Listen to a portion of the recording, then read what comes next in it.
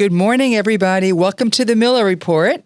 Today's guest is a residential real estate investor for the last 32 years and has investments in 3 states, New York, New Jersey, and Florida. He has acquired over 87 properties with a portfolio of over $300 million. Welcome, Eric Margules, to the Miller Report. Thank you, Eric. Thanks for coming here today. Nice to be here. Eric, share with us before we get into the nitty-gritty of all this. Tell us how did you get started and what was your first purchase? I know, you got to go back. Yeah, it's many lives ago. I actually, I went to business school and I started working at an investment bank. The stock market crashed. We all got laid off. And I was either unemployed or underemployed for 10 years. And my father had dabbled in real estate before. And I was always interested in it, so I decided to maybe buy buildings. I decided at one point that I didn't want to have a boss. I wanted to have time, money, and control of my life. And it seemed like a logical thing for me to do. Well, it's always good to be your own boss. It always is. But when did you just decide to include New Jersey, which was pretty smart, in your portfolio? 2010. Well, to answer your first question, I bought my first building in 1992 on 26th Street, West 26th Street, and it was not a great neighborhood at all. And tell us where it was. On 26th between 7th and 8th. And like I said, it wasn't a great neighborhood. It's great now, but there were muggings and robberies and all those kind of things going on. So I felt like I was the only person in New York City who knew it was a good time to buy real estate. The classic business school model is you buy real estate based off the 5-year Treasury note, which was, I think, trading at 5%, and my returns on these buildings were 9 and 10%. So but it took a lot of convincing. I couldn't get bank financing. I had to inherit the bank financing from the previous owner, plus get a mortgage from the previous owner, from the seller. So it was very tough to put deals together, but obviously paid off. Full circle. Let's talk about Florida. We want to get a feeling of your portfolio so that we can get into it. So tell us about Florida. Do you still think this is the best growth market? Florida has a great business environment, and that's what's attracting people. I say that in New York, I feel like business people are treated like criminals. And it's just very tough to really make things work in New York on almost every level. We're going to get into all of that very shortly. We should. But I try and double things down for the audience so they can really get a feel of who you are, what this is about. And so if an average person wants to buy an apartment in New York City, can you take us through the structure of a deal? Like, tell us what's included. How do you do it? Well, buy an apartment house. Yes. Yeah. What's happened with New York City is that because the politics are so bad, it's so tough to, you can't raise rents with rent-stabilized apartments. It's really hard to make sense of buildings. The interest rates are way up. All expenses are up. We can get into that also. But it really now, and now again, we're at the point where it takes a lot of convincing to convince investors that now is a good time. And So I am a real estate broker, and I find a building, and I call on you to buy it. What is your calculation? How do you decide if this is a good building, if it's profitable, if it's not? Take us through the math of how you analyze a deal. Well, obviously the first thing I look at is location. So then what you do is you take the rent roll, and then you also have you figure out what the expenses are, and you pretty much know what the expenses are for certain types of buildings, and then you have income minus expenses. And that's what's called your net operating income. And then after that, you have to figure out what kind of mortgage you're going to be able to obtain by that. Now, mortgage rates are a lot different than they used to be. So now they're in the high 6% range, like 6.75, something like that, when they used to be 3.75 or even less. So that's a factor. And you have to see that you still have a profit left over. And then you can figure out how much you're going to be able to pay for the building. I guess you also have to keep in mind if there's going to be any appreciation if you think that this building is going to do well in the long run in your calculation. Of course. In New York City, though, certainly with rent-stabilized apartments, right now with this political environment, there doesn't seem to be appreciation. A lot of times you buy these buildings on a cap rate basis. So what the cap rate is basically is the net operating income, which is income minus expenses, divided by the purchase price. So if your NOI is $100,000 and the building is $1 million, your cap rate is 10%. Cap rates when the political environment was good and interest rates were 3.5%, cap rates in New York City were 3%, 2%, because everybody saw the appreciation. I mean, it's New York City, capital of the world, and there was going to be growth. But basically the rug was pulled out from under us, and if you can't raise your rents, then you're not going to be able to make any money. There's not going to be any appreciation. Well, also, Eric, isn't it true that you can get a T-bill that's giving you 6%, no taxes? So what kind of cap rate do you look for? Something like now, you're looking at you want something called accretion, which means that your cap rate is greater than the interest rate. So if the interest rate is 6.75 on a good building and a good location, you're going to want something like a 7% cap. In lesser locations and less good buildings, you might want 8%, 9%, or even higher. Gets riskier. So how long do you typically hold a building? Usually long term. Long term. The first building I ever bought in 1992, we still own. Some of them, for whatever reason, we sell, but mostly we buy and hold. I also noticed that unlike other landlords, you manage your own properties. Yeah, Is that because you're a control person? Or do you not trust anybody else to do it? Or does it give you more income? Like we Empire State Properties, we manage properties. So I'm curious to know from your point of view why you would not give this to somebody else and why you do it yourself. Well, it would certainly be a lot easier to give it to somebody else. And it's not that I'm necessarily a control person, but it's definitely more efficient to have everything in-house. You keep a tighter lid on expenses and things like that. Well, by the way, I'm a control person, so I say this only with fondness because I don't give it to anybody else. My own portfolio. But tell us what the advantage is for you to keep everything in house, and how does that work? Well, I only because it's. I mean, I'm loath to use the word control, but you're able to control everything. Right. You control the expenses and you control what happens in the building, and we actually did have a foray in Florida when we first started buying down there. We had an outside management company, and it was a disaster. Oh. So we brought everything in-house. I see. Yeah, I guess it does. You really could see what you have, and that's why I invest in real estate, because it's something that I know and understand. Right. If you want to lose money, follow me in the stock market. So let's talk about the new rent regulation bills, which is a disaster. So let's start with the Good Cause Eviction Act. Okay, that's just recent. Yes, recent. So tell us what you know about it and explain to our audience how you understand it. For lower rents, translate to smaller landlords, and the rents. So I think there's a certain cap, maybe around $5,000, of which nearly all our rents are. You can only raise rents by something like 5% plus the CPI. So it's something like 8% or thereabouts, hovering around that, and it changes with the CPI. It's the way we look at it. It's just another layer of control, and I certainly respect that people shouldn't be having 30% rent increases like that or something like that. But if the market goes up, the expenses are going to go up with that, and the landlord needs to recoup his investment, and or make a return on his investment. So, but I sometimes look at this good cause that maybe it'll alleviate all the strain we have on rent stabilized apartments, because we can go through that obviously, but that's a nightmare, and buildings are going under, being foreclosed upon left and right because of this law, and I'm not sure what the end game is in Albany, whether they want all these buildings to be controlled by NYCHA, New York City Housing Authority, which is well known to be a horrible system, and if they want all these buildings that are privately owned to be controlled by the public, I don't know what the end game is. I'm not sure.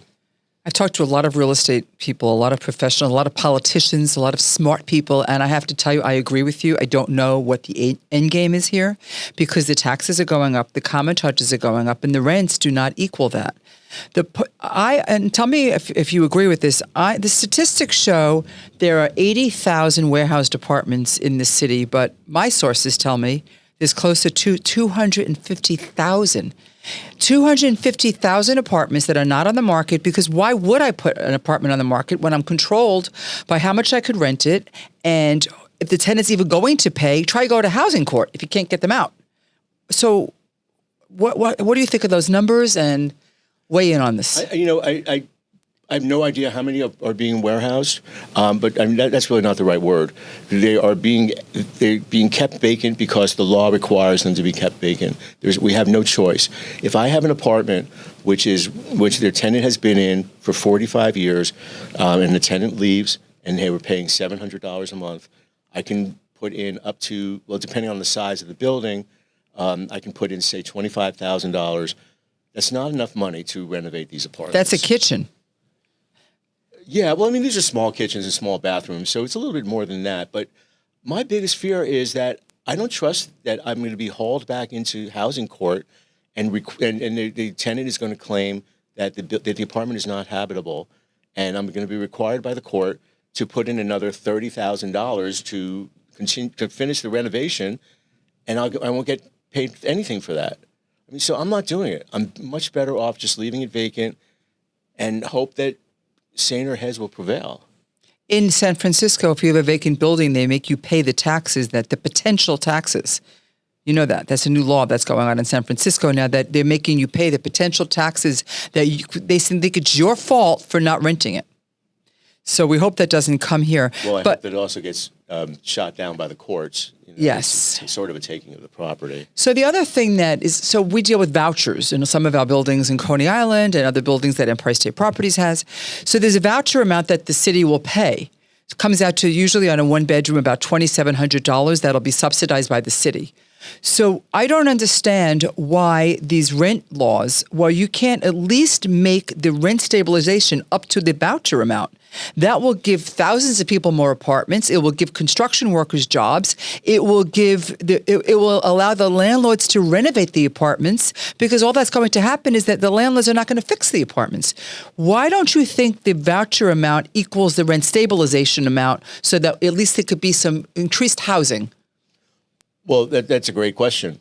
I mean, we have I know of people who have vacant apartments where they can rent them out for $700 if they choose to rent them, something like that. I mean, it doesn't cover. You're better off keeping it vacant because it doesn't cover the additional expenses of the building. Do you know if anybody's fighting this?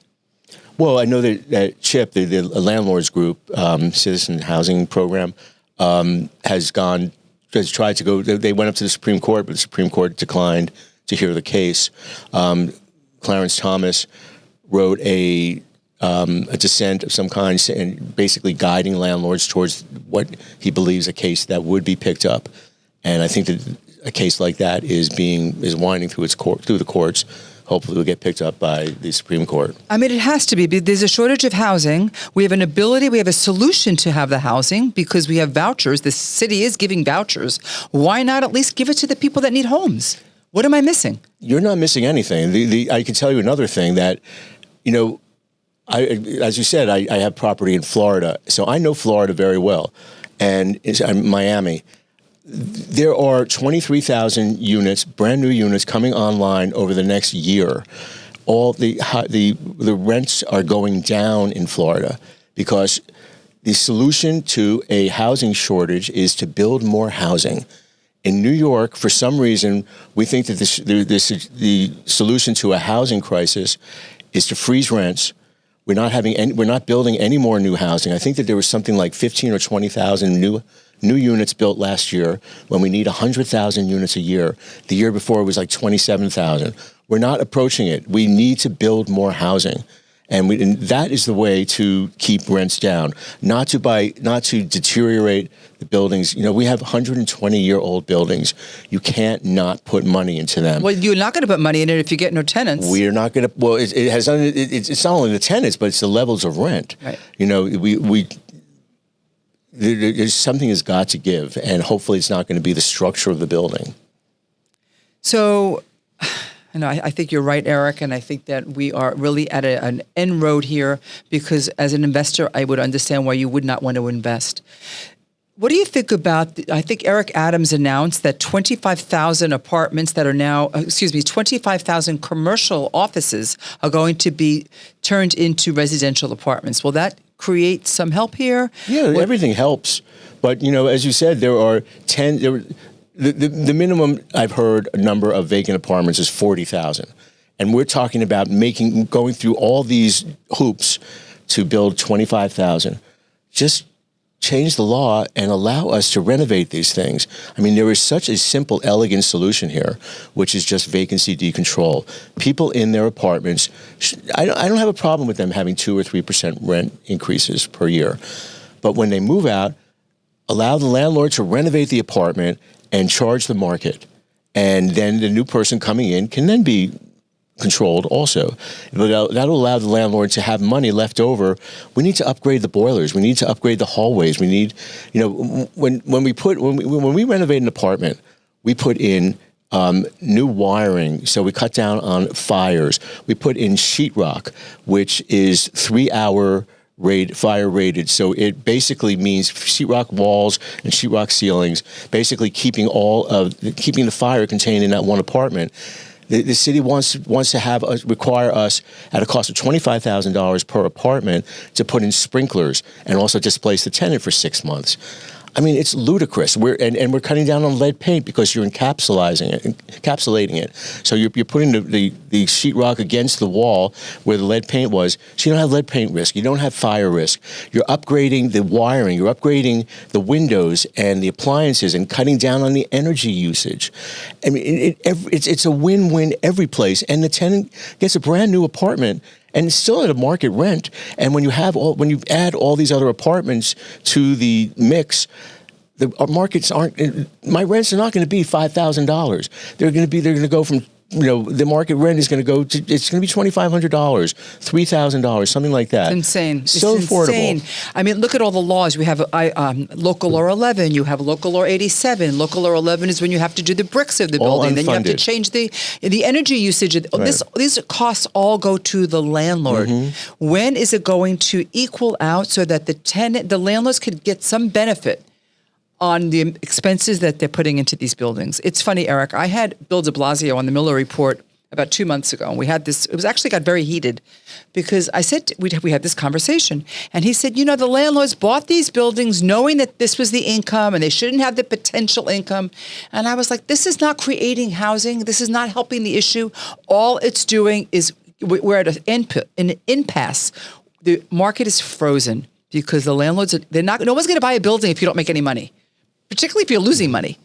So just to recap it, what do you think the solution is? The solution is, like I said, vacancy decontrol. And I can't tell you, we have reams and reams of paperwork, file cabinets all over the place where we need to hold on to these records.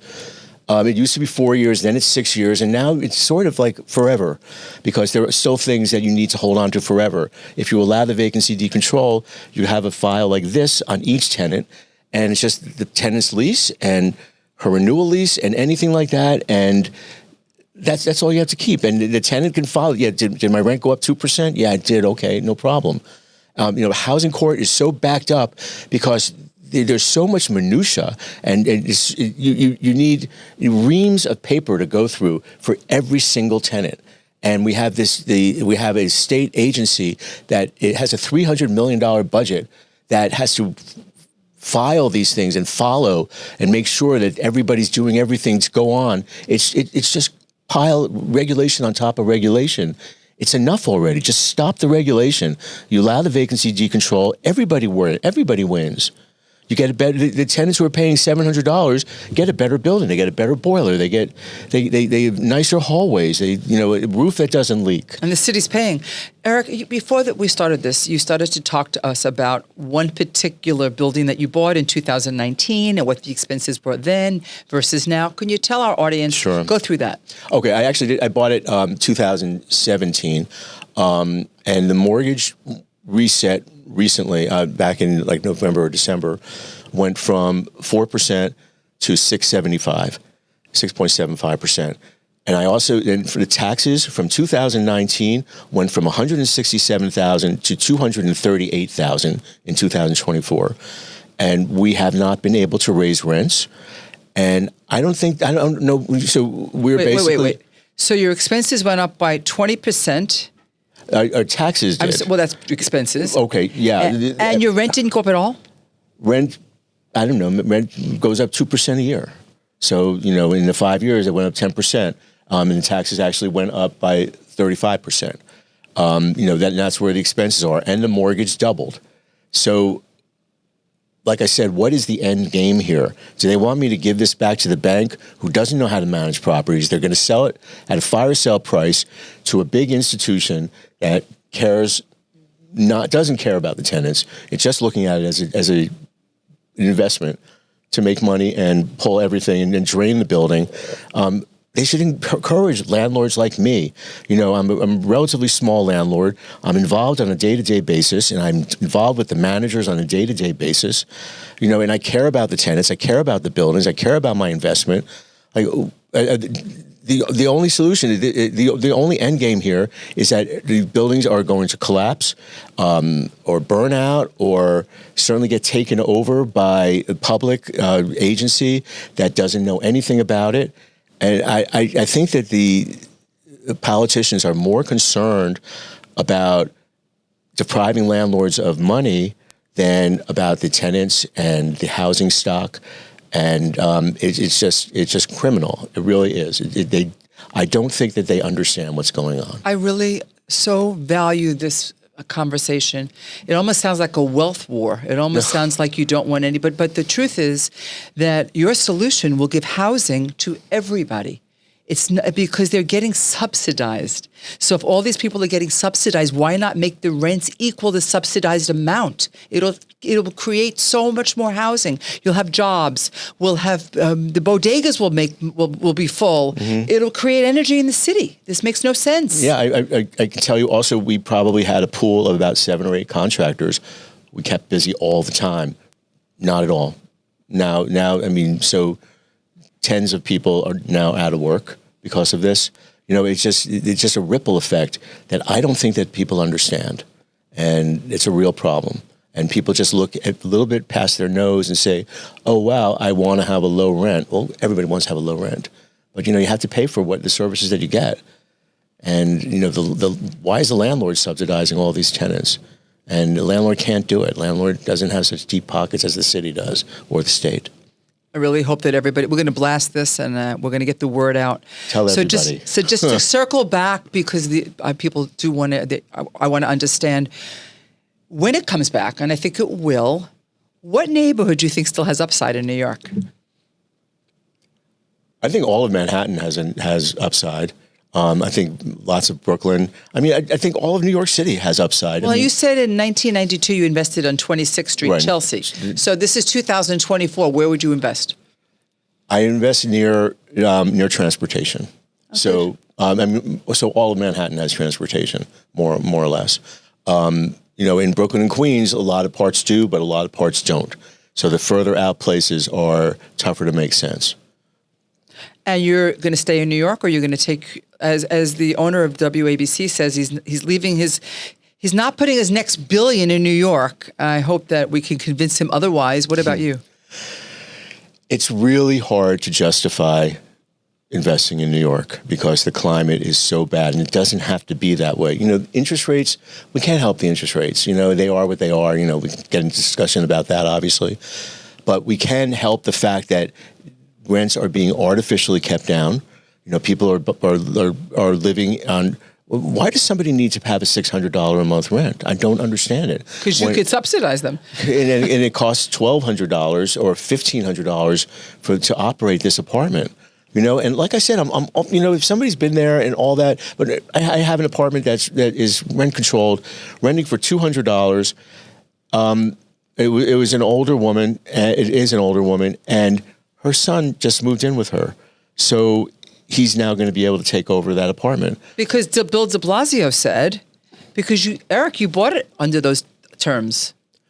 That I did. That doesn't mean that was his answer when I asked But him. I didn't buy it under the 2019 terms where they said you can't anymore raise rents. If we want to go back to I'm thrilled to go back to the times when I bought these buildings. Let's do that if that's his argument.